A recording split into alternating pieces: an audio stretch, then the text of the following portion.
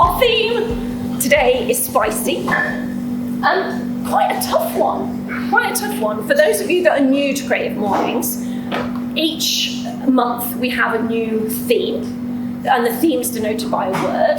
This month's word is spicy. It gets chosen, and I'll come on to the getting chosen bit. Here we go. It gets chosen by one of the chapters. So Derby's a chapter, Americans, it's called a chapter group. So it was Tucson that chose the word spicy, and it was illustrated by an amazing artist called Sophie McTear. If you ever want to go and have a look, each month we have illustrations that accompany the theme. A local artist is picked for those from the area that chose the theme, and you can, if you go onto the Creative Mornings main website, you can dig into that and have a look at that artist, find out about them, see what they're doing, make connections. There were some really cool people they picked to do the illustration, so do go and have a look at that. Because I'm going to need your help today, I thought I would read out the, I'm just going to stand on that side so I'm not blocking everybody and you're talking to the bottom the whole time. I'll read out the little bit of copy that comes out with each, again, it comes out with the theme. It's supposed to be thought-provoking, it's not necessarily when talk has to go at all. So because I'm hoping that some of you might be inspired to stand up and tell us a little bit about how the word spicy might impact you, your practice, who you are, your world. I thought I'd read this out as a bit of a kind of, get those on brain juices going. Oh yeah, that's hot. When you're cooking, spices add flavour, depth and complexity to an otherwise plain culinary dish. Spicy foods interact with receptors in our mouths and can trigger a sensation of heat and even pain. Can you handle it? Being open to trying new and bold tastes is a good, word I'm going to have to look up, suggestive. I'm now wondering if that's a typo, or if it's a word I need to go in and find out about. A spicy comment or joke is it provocative or controversial?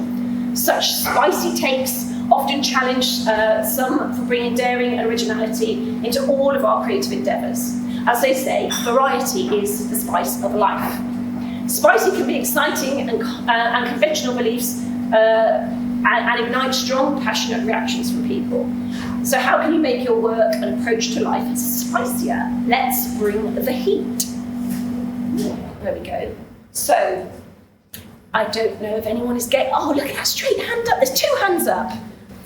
Okay. Come up to the front. Okay, I'm going to work around you. So the way this is going to work is come up, give a little wave to Instagram. So hello. Instagram's here. Instagram. So I Hello, Instagram. If you stay here.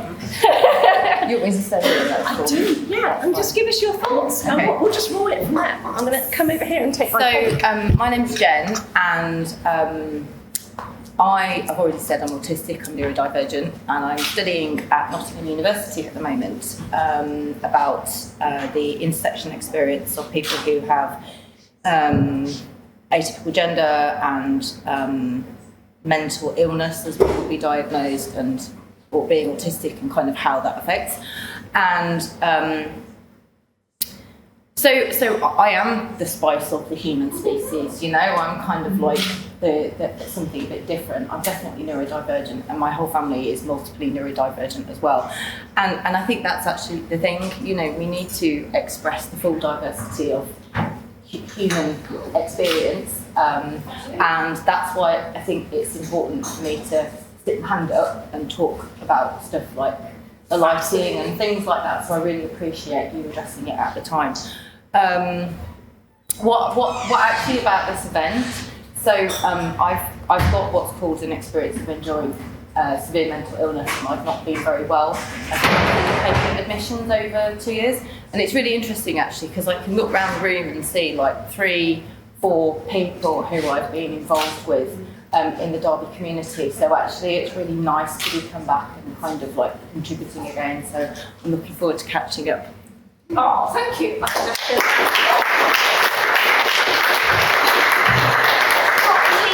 Going first. That is amazing. Thank you. Hi. So, if you say hello to Instagram.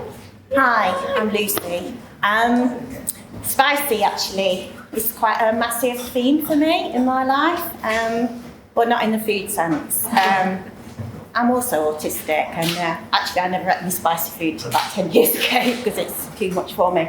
But for me, this spicy theme has been like my special interest since as long as I can remember.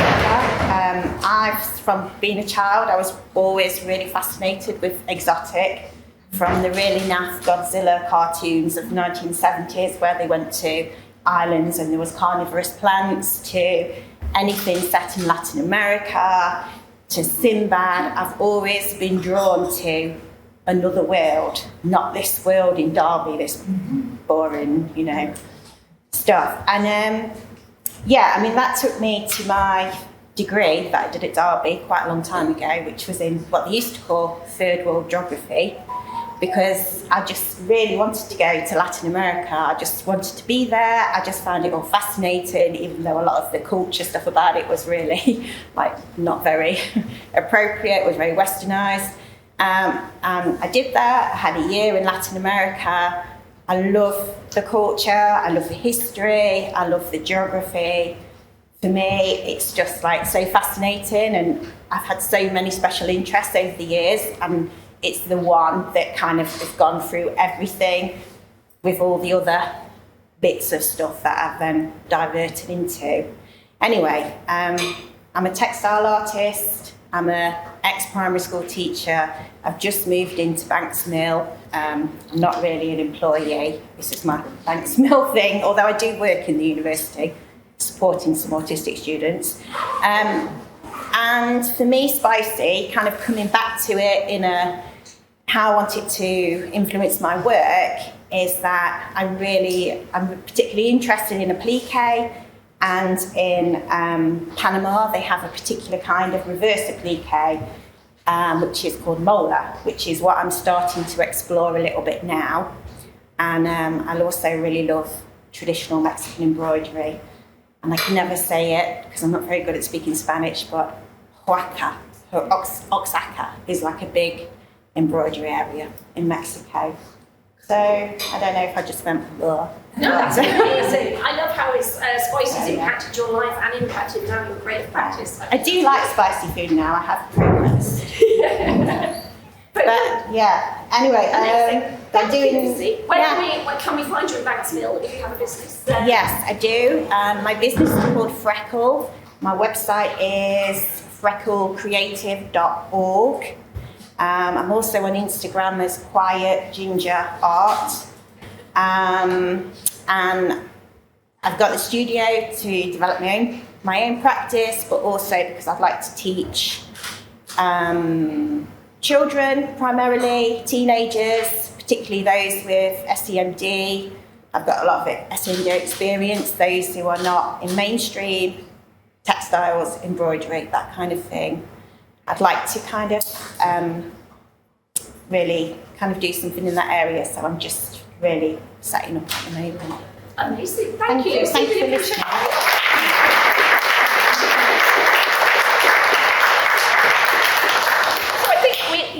It was battle of the bands between you two. Who'd like to go first? I'll go first. Go for it. Could I just have a glass of water, please? Glass of water. That's what that for you.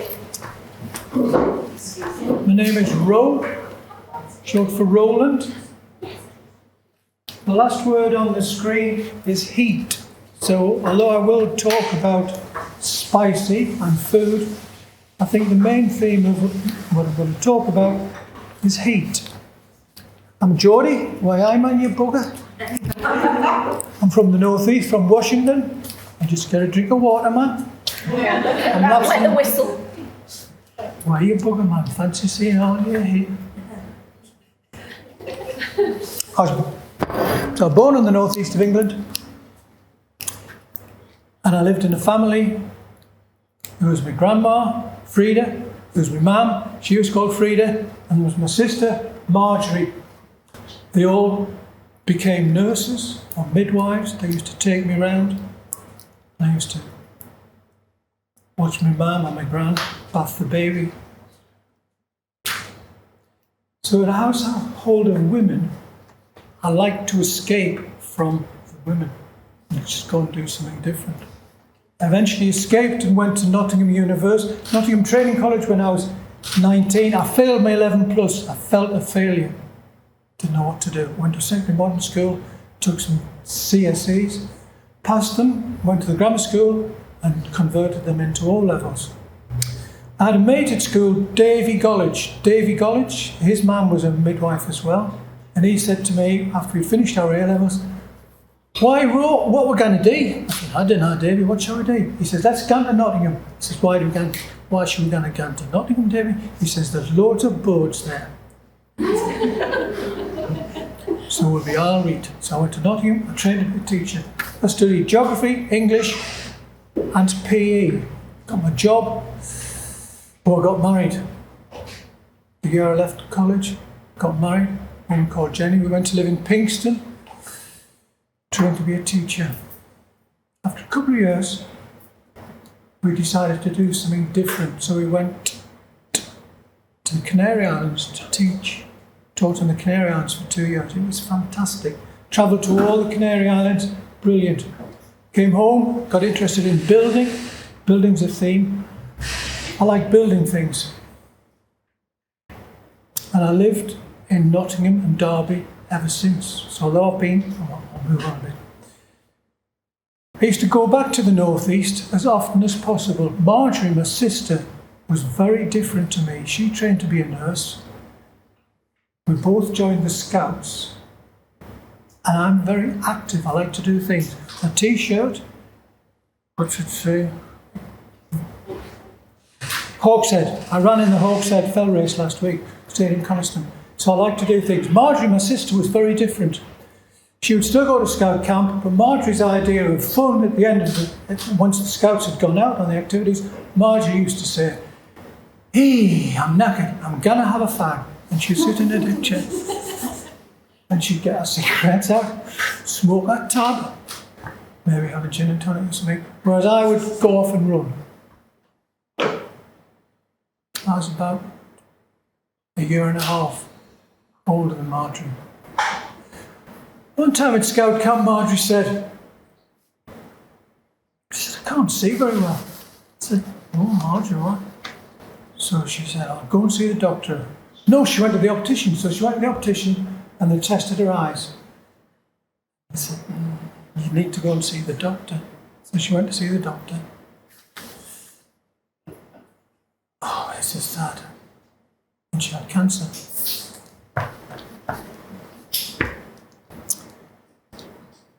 And she died when she was 50. She went blind. I was teaching, but I couldn't focus on teaching. I couldn't do it. I found myself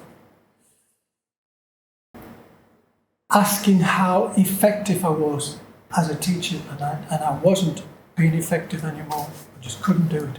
I didn't understand. Up until then, I was happy every day of my life. People would say, "How are you feeling today?" I said, "Well, you're married, man." Didn't understand feelings. I didn't understand being sad. I was happy every day of my life. After Marjorie died, couldn't cope. I didn't understand. I thought, what's going on? I thought, when was I happy?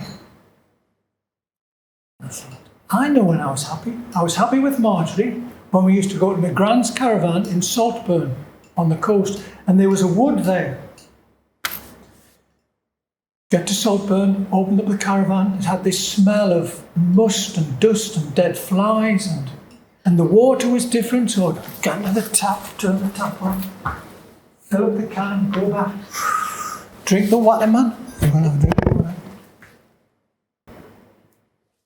It tasted different. So I thought, there I was, 50 odd. Really messed up, crying all the time. If somebody is nice to me, and it still happens today, if somebody is nice to me, I cry. I've cried a couple of times today already in here. It's been fantastic. But right, maybe if I did what I did when I was a kid, I'd be happy. So I thought, right, I resigned my job, finished my relationship, sold the house, put the money in the bank. I had a mountain bike. I thought, right, I'll go somewhere hot. And I travelled. I'm going to show off now. It was was the year 2000. Everybody was talking about what they were going to do for the millennium. They were going to go down to Devon and pretend they were Heathcliff. And I thought, I know what I'll do. I'll go to Africa and I'll cycle to the equator. When I was living with my gran, she used to watch David Attenborough. David Attenborough was talking about the equator. And I thought, I know what I'll do. I'll go to Africa and I'll sit on the equator and I'll have a drink and I'll celebrate. So I cycled up the Rift Valley with my tent, going to hot places, eating spicy food. Sorry to have gone to spicy food. Thought, how long are you going to keep doing this? Travelling around the world. I thought, I don't know. What should I do? When was I happy? I was happy in the wood, lighting a fire. So I returned to Derbyshire, I looked in the local paper, and I saw woodland for sale. I thought, I know, I'll buy a wood. So I bought a wood, 4.5 acres. Beautiful wood, and a stream. I'd always wanted a stream. So I got a wood, 2 fields, and a stream. I didn't have a caravan. I thought, I know, I'll build a caravan. Have you heard of shepherd's huts? How many of you heard of shepherd's huts? Enough of you. So I thought, right, I'll build a shepherd's hut. So I put an advert in the paper. I wanted a trailer, an old farm trailer. I bought an old farm trailer, did it with the trailer, and I built a shepherd's hut on it. I live in a shepherd's hut. I am so unconventional. I've got a solar panel. I've got a stove. I get my heat from the stove. I go to the wood, chop the wood, and burn it. Still, I was less unhappy, so I was doing all right. Derby University had a forum called The Wild Child. A guy in London with young children was concerned that his children spent too much time on the internet. So he had this idea that he would design an app, and the app would be things to do if you had some spare time. So rather than being on the computer, if you had half an hour, it would tell you what to do, an hour what to do, whatever. And at this forum at Derby University, I met a lady, a woman called Sarah Keogh. She is Derbyshire's Forest School advisor. Forest School, have you heard of Forest School?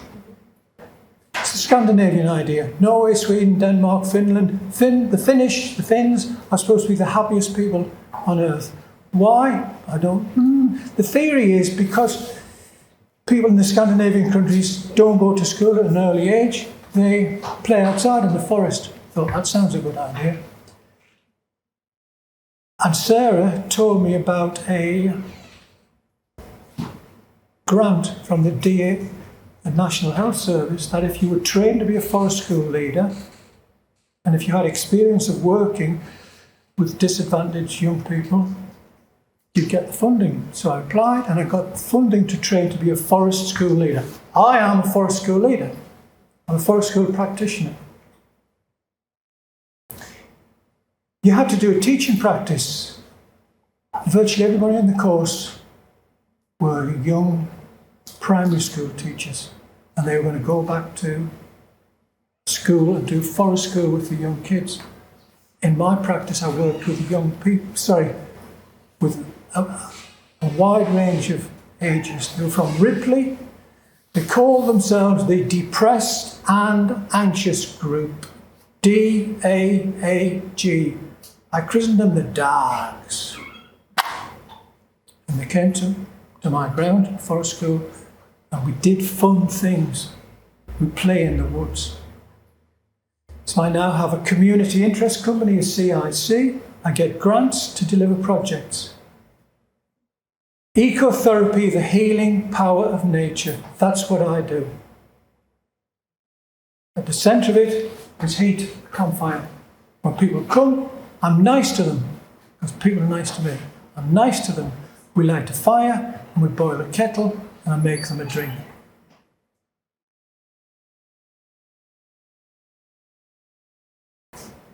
Just trying to work out if I've told you anything.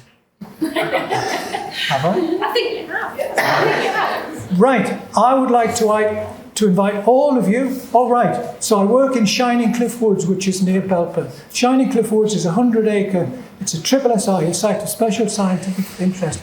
I own part of the land and I help manage it. You can join, you can become a Grith pioneer.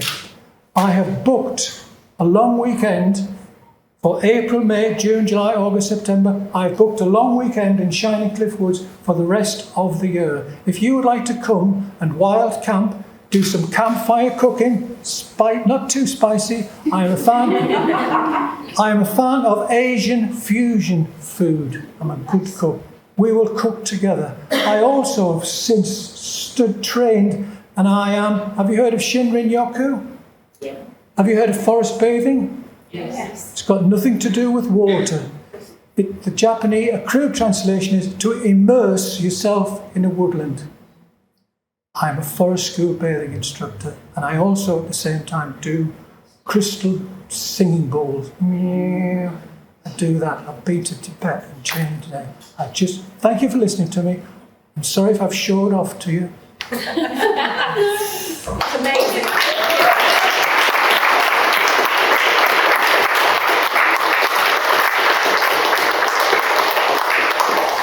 In the space of those minutes, I wanted to travel the world, go to a forest, live in a shepherd's hut, and I could be free for a cup of tea this afternoon if you want. I'm getting them. You have information? Yeah. All good. Thank you. If anyone wants to find out more, and I'm splendid as someone who has wild camped in Shining Cliff Woods, I can thoroughly recommend it. There are very few places you can wild camp. That is one of the places that you can do it. They've also got an amazing hostel in Shining Cliff Woods, which again I can thoroughly recommend. It is a beautiful, beautiful place. You are an extremely lucky person, or you've crafted an extremely lucky life. So thank you for sharing. Oh, there was hands. There was more hands. So I'm going to go to you, then you. Come up. Okay. We might just conscious of time. Yes, please do. Let's go a couple of minutes each go. Yes, yeah? Please keep me just give me a time out. No, all good. Go for it. Hello, so spicy, straight away for me, I thought, well, I'm actually from Leicestershire. So in fact, I've come across the border into Derbyshire, but I've been watching the Creative Mornings on LinkedIn for a while and wanted to attend, and it's taken a little while, because it takes me a little while to do things. Spicy, straight away as well, kind of my daughter and her, what other people would call fussy eating, which turned out not to be fussy eating turned out to be school trauma. Spicy is now what I describe probably as my parenting approach. Somebody asked me yesterday, what kind of parent are you? Are you a strict parent? Are you a connected parent? Are you a hands-off parent? And actually my parenting now is spicy, because my depth of parenting, the triggers, I have to be reactive, I have to explore, I have to try the different ingredients that she needs in order for me to be the parent that she needs me to be. The impact of trauma, you might be able to tell I'm shaking a little bit. Spicy is probably also how I describe my nervous system. When COVID hit, I was a French and Spanish teacher. I had 132 learners a week, and that all changed. I didn't know if it was going to come back online. So I then decided to become a coach, which is what I'd always wanted to do. And having had mental health challenges of my own for most of my life, I felt that there was something deeper. And then somebody gave me a book called It's Not You, It's Your Mother. And I'm not here to blame mothers. But it led me to become a narcissistic trauma-informed coach. It's a bit spicy, that title. How on earth are you going to market that and become a business owner? So now what I do is I say that I look at behaviours differently. I help people look at behaviours through a different lens. Yes, that lens is a trauma lens, and yes, that lens is also looking at narcissistic behaviours. It helps to bridge the gap between the generations of their behaviours, our behaviours, and most importantly, the behaviours of our young children. So if you see triggers in your homes, I invite you, please, get curious, get spicy, look behind those behaviours, really find the depths, the roots of what those problems are. Because our young children are under so much pressure now, so much pressure to be so many things, and there's not enough time or space for them to just be. And we as their parents are feeling that too, and the pressure's enormous. So, you know, the opportunity to come and be a weekend in the forest and bathe, that's what we need, but it's not always available. So even if you can just become a spicy parent, that would be great. Thank you. Amazing, thank you.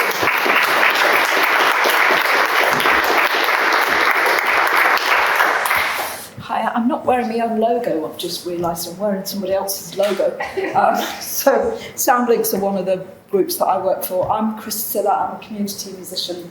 My company is Hands on Skin. And it's been really interesting listening to all the different aspects of spicy. I mean, I follow quite nicely from you, and I'd love to come and do some musical stuff. So we're going to do, and my job is largely now for something completely different. So now for something completely different. Stand up. I don't usually do this without a drum in front of me, so we'll just have to do it as a body percussion. There's a couple of neurodivergent people. Are you all right with quite loud noise? I mean, do you want to kind of take yourself to the back or something? Yeah. Because obviously it's not something you would have planned for. And if I'm doing a session, I do always say, you know, headphones. So, but it shouldn't be too bad because there aren't any drums in the room. So what I usually do is kind of spice it up rhythmically. So let's do that. So you are group 1 and you are group 2. Okay, so we're going to go 1, 2, 3. Here we go. 1, 2, 3. Here we go. 1, 2, 3.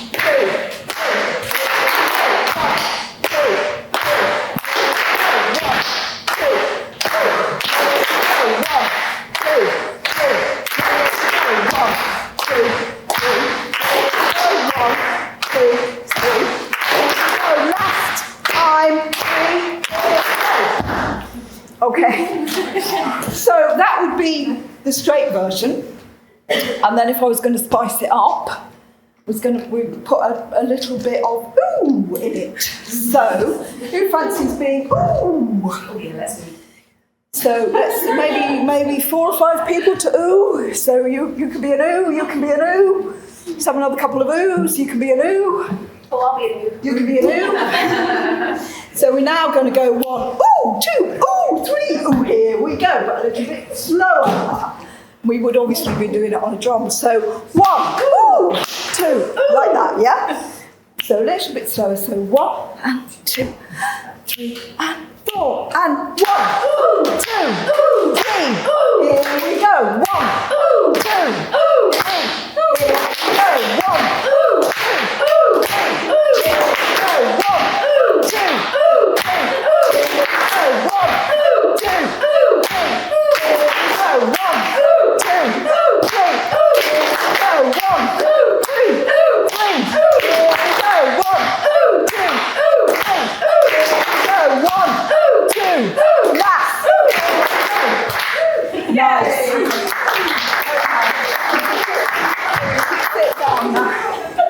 Sit down now. I don't think I can see anything on it. So yeah, the company is Hands on Skin, and I work with. I used to say I've done everything except funerals. And then I had a very dear 90-year-old student, and she asked for us to play at the funeral. So actually, I've done everything. I think now. So yeah, any opportunity, any event, I can spice it up. Oh, thank you.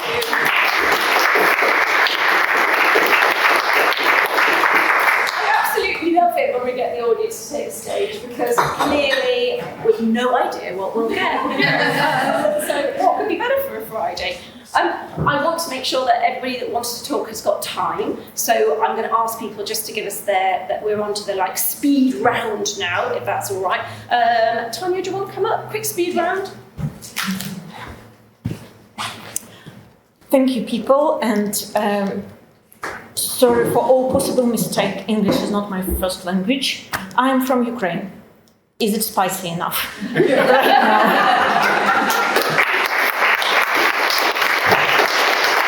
Sorry, I can go back. Yes, like Ukraine, spicy, who? No, I'm going to talk a little bit more. I came to Great Britain almost two years ago, May 2022, because a wonderful couple from Belpa agreed to host me and my girlfriend, now my wife, because we escaped from Ukraine, from war, from fear, and from all these awful things. And people here were absolutely friendly and amazingly kind.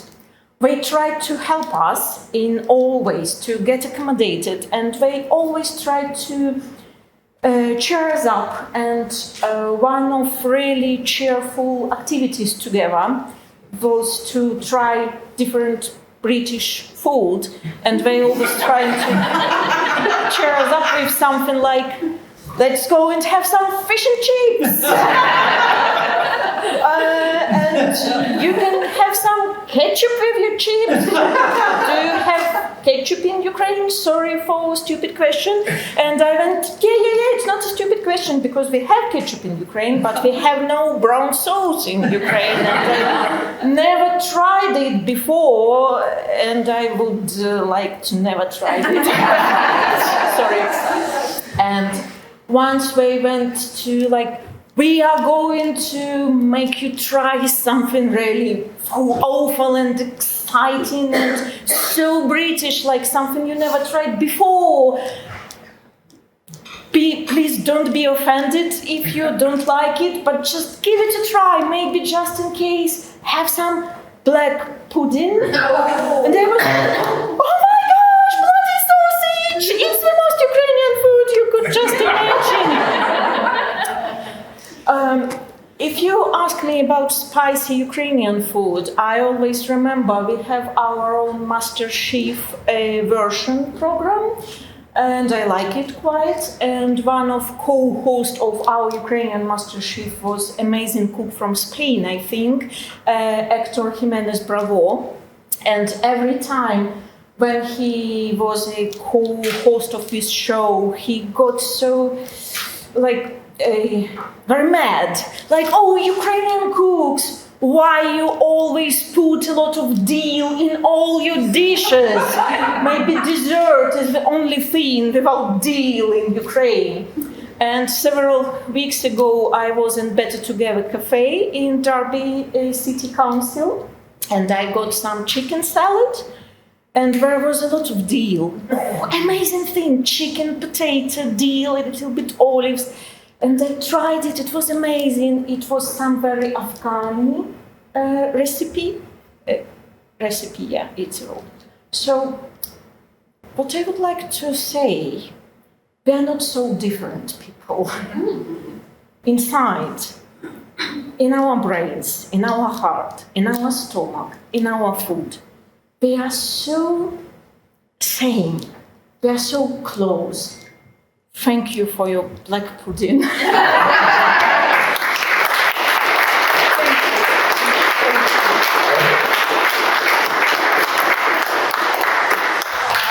love it.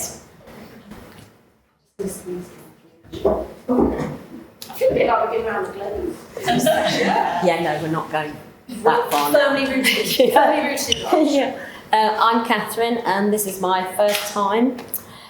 It feels like a bit of an AA meeting, doesn't it? I think that's what you need to go to after you've been done. Yeah, I'm just still recovering from a bit of a cold. But yeah, when you mentioned spicy, I'm involved in loads of art and craft and all sorts of living sustainably sort of activities and projects. And when you said it, it just made me think of last summer on the hottest day of the year. I was leading a workshop on sort of natural dyes and shibori in a permaculture project in Nottingham at St Anne's at the allotments there. And we were having to boil up loads of dyes and using acorns and just loads of different bits and bobs that we were going to use as natural dyes. But one of the most successful ones, if you're ever doing like a quick workshop in that kind of natural dye shibori type thing, is turmeric, and it just works every time. It's like you try and boil up other things for hours on end, and it's like, oh yes, sort of vague, beige, kind of with a few marks on it. And it's like turmeric is just like pop, and everybody's like, this is amazing. I'm taking my bag home that I've made or whatever. And I do lots of other different crafts and things, and I'm involved in a project in Melbourne called Whistlewood Common, which is a permaculture designed land-based project where we do all sorts of craft and art things. So just check them out. Amazing, thank you.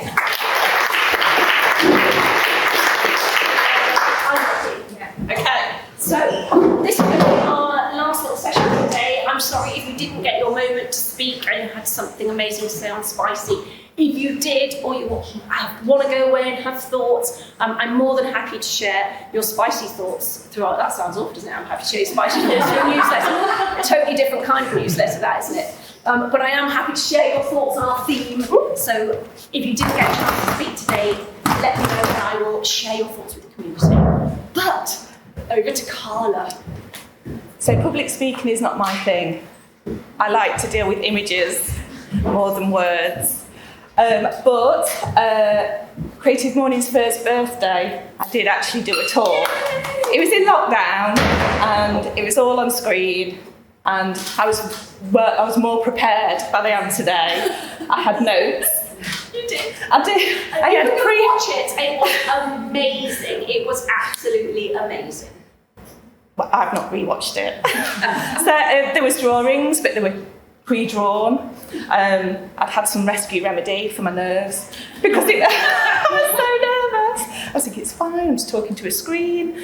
But it felt appropriate for me to do it today and do some live doodling and talk about what spicy means to me. So, hello everyone. I bet you can't see, I'll move around, I'll do some dancing. Hello everyone, I'm Carla. I'm a smiler, daydreamer and doodler from Derby.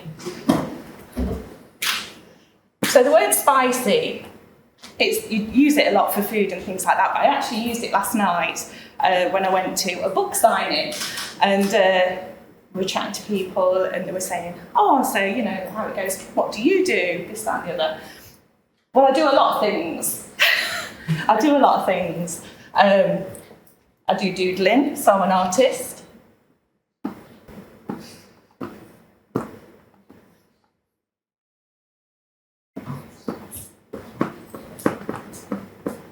I'm also a mum of 2 awesome kids. I like to call myself a fun mum.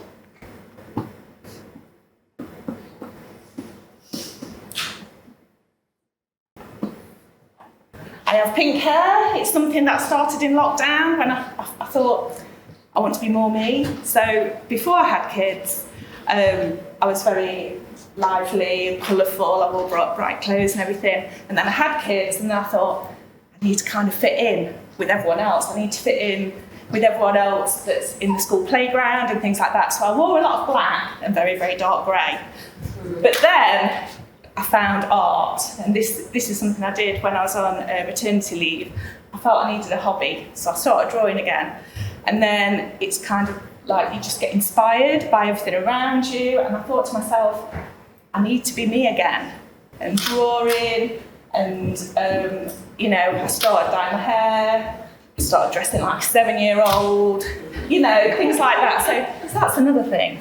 I have a very, very quirky style of dress. And I always get loads of compliments, but actually they're quite good. And a lot of people say, oh, I wish I could dress like you. And I went, well, you can. What's stopping you? You know, when I'm in M&S and I've got my jazzy leggings on and a hoodie that's got some cartoon character on, you know, I get stopped by like really, really nice like people who say, yeah, you know, I love your style. I want to dress like you. And I just go, do it.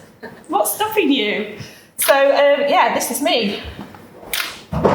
It's not a very good drawing, is it? So yeah, there we go. There's a pencil.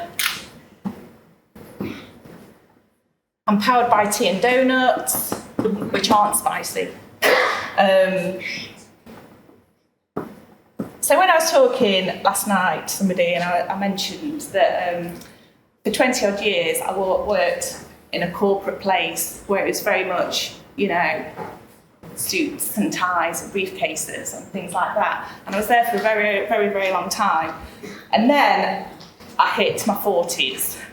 I'd had, like, my children were still young, but I'd hit my 40s, and I thought to myself, is this how I want to be for the rest of my life? And I thought, you know what, there's a big wide world out there. I'm just going to quit my corporate job. It was a very, very safe job. A job for life, as my mum would say, and that's why I took it. And I kind of like gave it all up, and I thought, I'm going to do something that's my passion, because the art was kind of there bubbling away, and I thought, I need this to like spill out into other areas of my life. So I got a job at the wonderful Derby Museums, and I have to say, working here, you know, swanning around the galleries and taking photos and like promoting it. I mean, what's not to love? It kind of just sits so well with me doing my art and then working for Derby Museums. So that was the first step. And I started working at Derby Museums. I'm surrounded by inspiration and creativity and wonderful people, and it's great. And then another thing, so I love Derby Museums. Who doesn't? I love all museums. Then also I work for a small business in Nottingham, and we specialise in regional dialects like Nottingham, and I make things, and I make mugs, and I make posters, and I make t-shirts, and it's very, very hands-on, so I'm also a maker.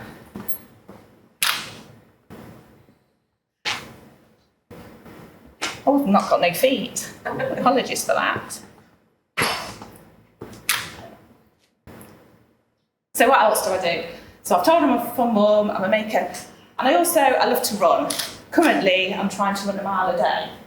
And this is just for my well-being. So I'm very, very passionate about well-being and, you know, doing things for your mental health. And I mean, especially in lockdown for our members, like just going out, it makes a big difference. So at the minute, I'm currently running a mile a day, which is, you know, it's all right, it's going okay. I'm only on like sort of day 9, but still, you know, I'm getting out in all weathers, and I'm just doing that bit for me. No music on, just like hearing the thud of you running and just taking in all the sounds around you, and that's really great. So all these things that I do, and I probably do lots more things as well, but I know we're short of time, so I'll go into why I've talked about all the things that I do. And I mean, because my kids in lockdown were saying, oh, mummy, 5 jobs, because, you know, I work for museums, I work, you know, for the small business, I'm an artist as well, you know, I'm a mum, and then I also used to sell a few things on Facebook. So like when there was knocks at the door, they used to go, mummy shop, and yeah, so I used to do that as well. I run, I do all these things. And I was saying to this person last night at this book signing, I said, I do a lot of things.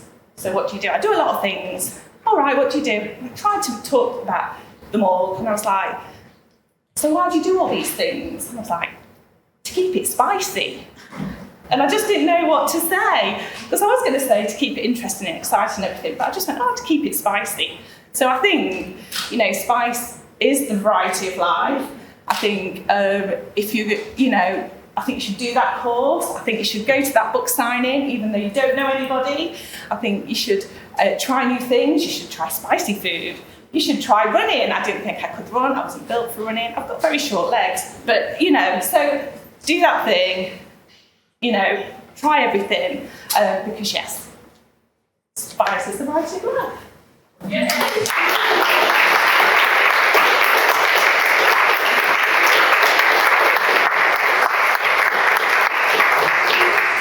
I definitely think we have today and in the crowd here the ultimate spice drawer going on today. You know, the open the drawer, which is what we've done today. Have a look in and see what's in there. And the stories of the spice connections that we've heard have been amazing.